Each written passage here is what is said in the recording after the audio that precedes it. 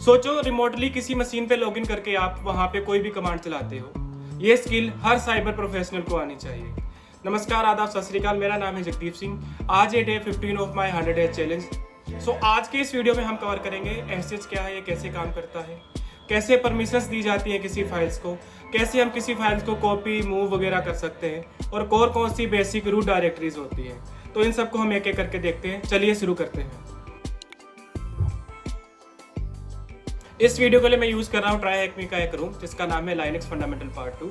अगर आपको भी ये चेक करना है तो उसका लिंक आपको बायो में मिल जाएगा। और कल के वीडियो में हमने कवर किया था लाइनक्स के कुछ बेसिक कमांड्स, लाइनक्स की हिस्ट्री और लाइनक्स कैसे काम करता है। तो अगर आपने अभी तक वो वीडियो नहीं देखा है, पहले वो देखिए। उसका लिंक आपको आई बटन और डिस्क्रिप्शन दोनों में मिल जाएगा।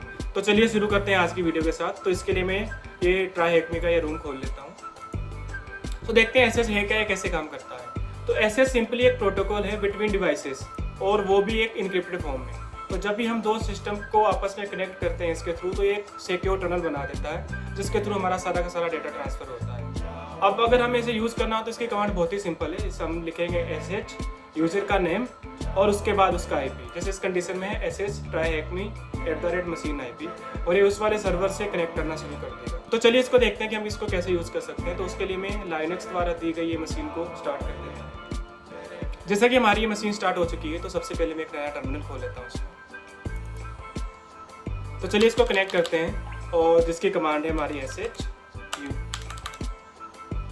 ऐसे यूजर नेम, जो कि हमारी कंडीशन में है ट्राईहैकमी, उसके बाद @ और आईपी जो कि है 10.201.109.203। उसके बाद ये मांगेगा इसका पासवर्ड। तो इस कंडीशन में हमारा पासवर्ड है ट्राईहैकमी। अब इम्पोर्टेंट बात यह है कि जब भी आप इसमें पासवर्ड टाइप करोगे तो ये आपको विजुअली बताएगा नहीं कि आपने क्या पासवर्ड टाइप किया था, फॉर द सिक्योरिटी रीजंस। तो ये पासवर्ड गलत बता रहा है, दोबारा से टाइप कर देते हैं। शायद मैंने कैप्चर, जैसा कि आपने देखा, अब हम एसएच के थ्रू एक रिमोट सर्वर से कनेक्ट कर चुके हैं। तो जस्ट टू वेरीफाई हम इसमें कमांड चला सकते हैं whoami। तो ये हमें बताएगा कि हम ट्राईहैकमी के सर्वर से कनेक्ट कर चुके हैं जिसका यूजर नेम ट्राईहैकमी है। उसके अलावा जैसे कि हमने कल भी देखा था, अगर हमें देखना हो कि प्रेजेंट वर्किंग डायरेक्टरी में कौन सी फाइल्स और कौन से फोल्डर्स हैं, तो उसके लिए हम ls का मदद ले सकते हैं। और बेसिकली कई बार कुछ फाइल्स होती हैं जो हिडन होती हैं, जो हमें बाय डिफॉल्ट नहीं दिखाता। तो उस कंडीशन में हम क्या करेंगे, तो उस कंडीशन में हर कमांड के साथ मोस्टली हम फ्लैग्स यूज़ कर सकते हैं। अब ls के साथ क्या क्या फ्लैग हैं और कौन से हैं तो वो देख लेते हैं। तो उसके लिए हम कमांड यूज़ कर सकते हैं ls -है। तो ये हमें सारी की सारी चीज़ें बता देगा ls के बारे में।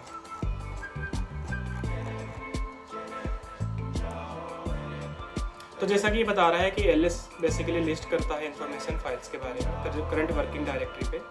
उसके अलावा ये सारे फ्लैग्स हैं या ये आर्गूमेंट है जो हम यूज़ कर सकते हैं, जैसे -a कर सकते हैं, ताकि ये जितनी भी एंट्रीज हैं डॉट के अलावा, डॉट मतलब कि हिडन फाइल्स, उनको इग्नोर ना करते हुए वो भी हमें दिखाएगा। तो चलिए हम चेक करते हैं कि इसमें कौन सी हिडन फाइल्स हैं। तो अगर हम इसके लिए यूज़ करेंगे ls -a, तो इसने हमें काफ़ी सारी फाइल्स थी जो पहले हिडन थी, वो हमें दिखाना शुरू कर दी। तो कुछ ऐसे करके हम एक कमांड के साथ फ्लैग से आर्गूमेंट का यूज़ कर सकते हैं।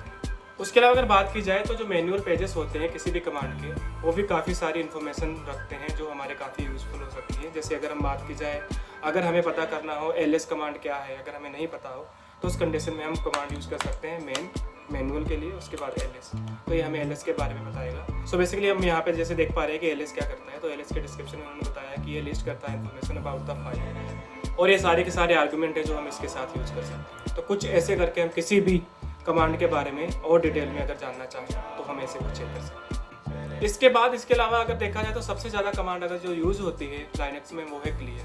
तो जैसे कि अगर हम देखें कि हमारी इस कंडीशन में हमारा टर्मिनल काफ़ी मैसी और गंदा सा हो गया है, अगर हमें क्लीन करना हो तो उसके लिए हम क्लियर कमांड का यूज़ कर सकते हैं। तो ये क्या करेगा, हमारा टर्मिनल को क्लियर कर देगा। इसके बाद अगर देखें हम, तो फाइल सिस्टम की कुछ कमांड होती हैं जो कि हम किसी भी फाइल सिस्टम के साथ यूज़ कर सकते हैं, जैसे कि ls हो गया, फाइंड हो गया। ये सारी कमांड हमने ऑलरेडी देखी हुई है। उसके बाद हम टच कमांड का यूज़ कर सकते हैं अगर हमें कोई नई फाइल क्रिएट करनी हो। जैसे अगर मैं एक नई फाइल क्रिएट करना चाहूँ info.txt, तो वो मैं कुछ ऐसे कर सकता हूँ, टच info.txt। तो ये क्या करेगा, info.txt के नाम की एक फ़ाइल बना देगा। अगर हमें देखना चाहें तो हम ls से देख सकते हैं। इसने ये वाली फाइल बनाई। वहीं अगर हमें कोई फोल्डर बनाना हो तो हम mkdir से बना सकते हैं। सो चलिए वो भी देख लेते हैं, mkdir folder 1। तो ये हमें फोल्डर 1 के नाम का एक नया फोल्डर बना देगा। अगर हम चाहे तो ls से इसको देख भी सकते हैं।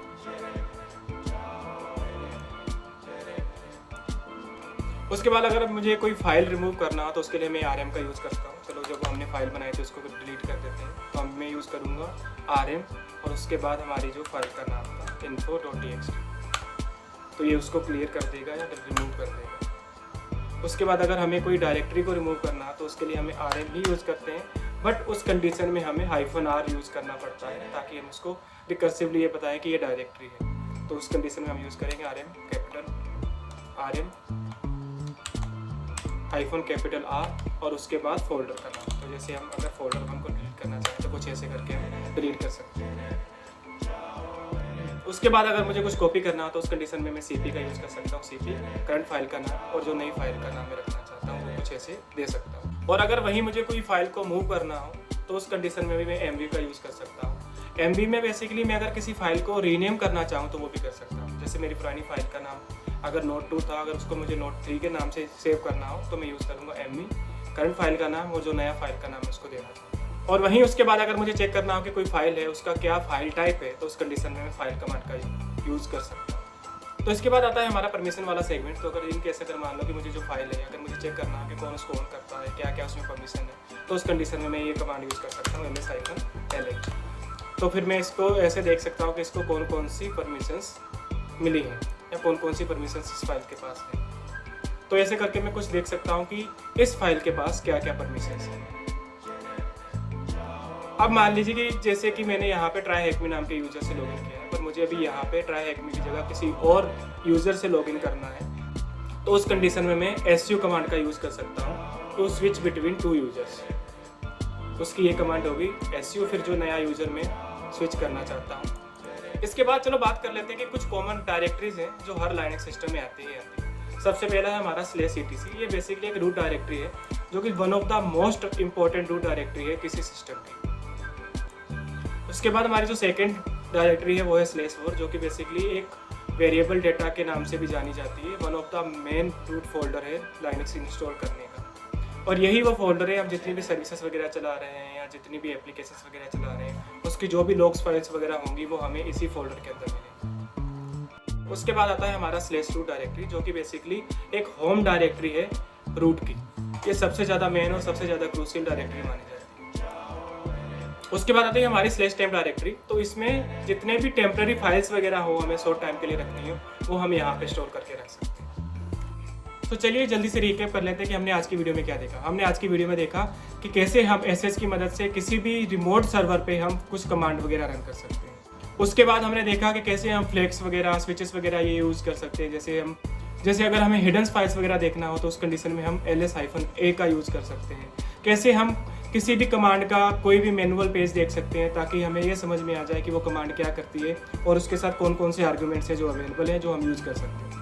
उसके अलावा हमने फाइल सिस्टम की कुछ कमांड देखी, जैसे cp हो गया, mv हो गया, रिमूव के लिए rm हो गया, तो ये सारी की सारी चीज़ें हमने देखी।